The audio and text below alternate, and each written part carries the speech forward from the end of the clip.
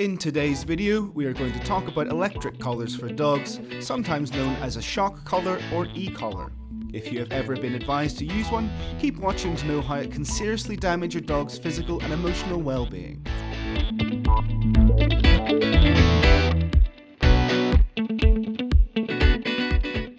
The first thing you need to ask yourself is how you want to establish your dog's education, on obligation and punishment, or trust and reward. There are several justifications given for using this type of collar, one of them being their effectiveness. But so far, there are few studies using both fieldwork and surveys to prove it is more effective than positive reinforcement. Positive reinforcement is seen as a much more effective method for successful dog training. One of the main problems with so-called shock collars is that it is very difficult to determine the right moment to apply punishment and what intensity of shock they should use. It is always recommended that, when in doubt, if you don't know the right moment to punish, you shouldn't punish at all. With this type of electrical punishment, it's very hard to know the right time to use it. We can seriously worsen the situation as applying it at the wrong time means dogs will begin to make negative associations with the wrong people or circumstances. In terms of health and well-being, studies show these collars to increase stress levels, thereby harming the animal's welfare. If we look at the 5 freedoms of animal welfare, we can see that one is to never cause undue pain and suffering to the animal. The power and force of these collars depends on the manufacturer, but also depending on the individual dog.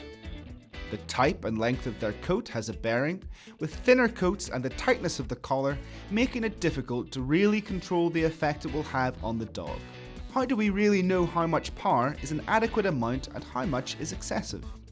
Although we may use excessive shocks, our animals' desire to show us appeasement might cause them to not show much sign of pain. This means there may be physical damage we are not even aware of.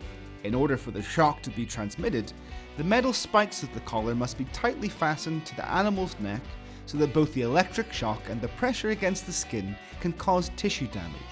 When you educate your dog with a collar, they will try to show you signs of appeasement to stop you from using the shock and hurting them. Continued use means they see you as ignoring these signs and eventually lead to the dog not using them at all. They can be replaced with signs of aggression, especially as the intensity of the shock increases. This is completely counterproductive to the purpose of training your dog in the first place. If you have spoken to a professional about how to train your dog and they have recommended using a shock collar, then you should know it is not recommended and it might be best to find a new educator. Many people use this type of collar as anti-barking methods, but you need to ask yourself, why does your dog bark? Barking is part of their communication and they are trying to tell you something. To stop it, you need to address the problem they are raising.